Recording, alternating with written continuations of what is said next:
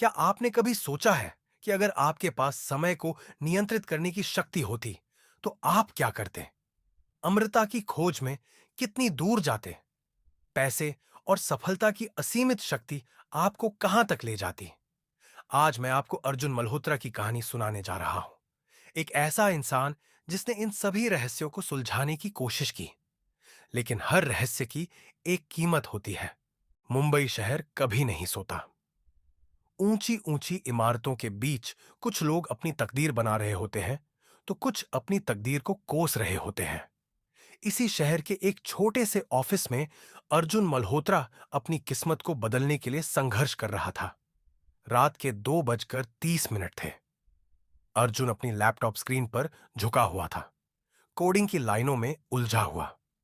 वह एक नया ऐप बना रहा था जो लोगों को बिना इंटरनेट के पैसे ट्रांसफर करने की सुविधा देगा।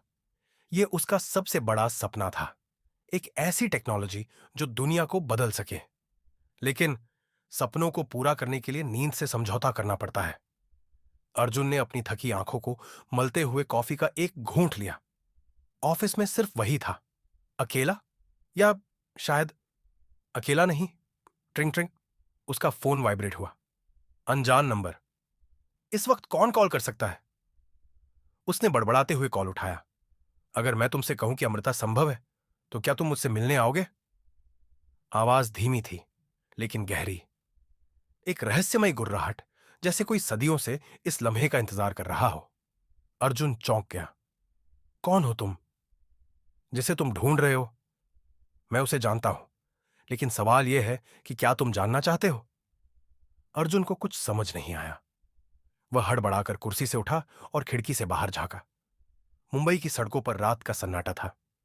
कहीं दूर एक कुत्ता भौंक रहा था। हवा में अजीब सा ठहराव था। तुम चाहते क्या हो? उसने पूछा। बस एक मुलाकात। तुम्हारे दरवाजे के बाहर एक पार्सल रखा है, उसे खोलो और तय करो कि तुम इस खेल में आना चाहते हो या नहीं। फोन कट जाता है। अर्जुन का दिल तेजी से धड़कने लगा। वह धीरे धीरे दरवाजे की ओर बढ़ा। हल्का सा डर भी था, लेकिन उससे ज्यादा था जिज्ञासा। उसने दरवाजा खोला और वहां पड़ा था एक छोटा काले रंग का पार्सल। अर्जुन ने पार्सल को उठाया। उसके अंदर कुछ ठोस था, शायद एक डिब्बा। उसने जल्दी से अंदर आकर दरवाजा बंद किया और उसे खोला। एक प्राचीन जेब घड़ी। घड़ी सुनहरी थी, लेकिन उसकी सतह पर गहरे निशान थे, जैसे सैकड़ों सालों से कोई इसे इस्तेमाल करता आ रहा हो। पीछे एक शब्द उकेरा हुआ था, काल चक्र। नीचे एक और लाइन लिखी थी, केवल उन्हीं के लिए जो समय को चुनौती देने की हिम्मत रखते हैं। अर्जुन का दिमाग सनसनी से भर गया। क्या यह किसी रहस्यमयी शक्ति से जुड़ी चीज है? क्या यह सिर्फ एक मजाक है? और वह अनजान आदमी कौन था?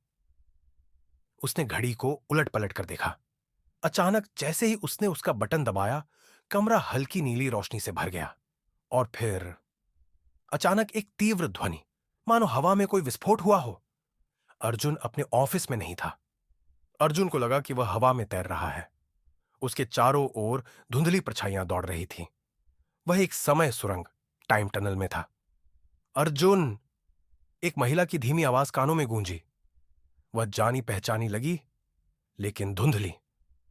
अर्जुन, अगर तुमने यह घड़ी पहन ली, तो तुम कभी भी वही इंसान नहीं रहोगे जो आज हो। तुम्हें अपनी किस्मत खुद चुननी होगी। अर्जुन का शरीर कांप रहा था।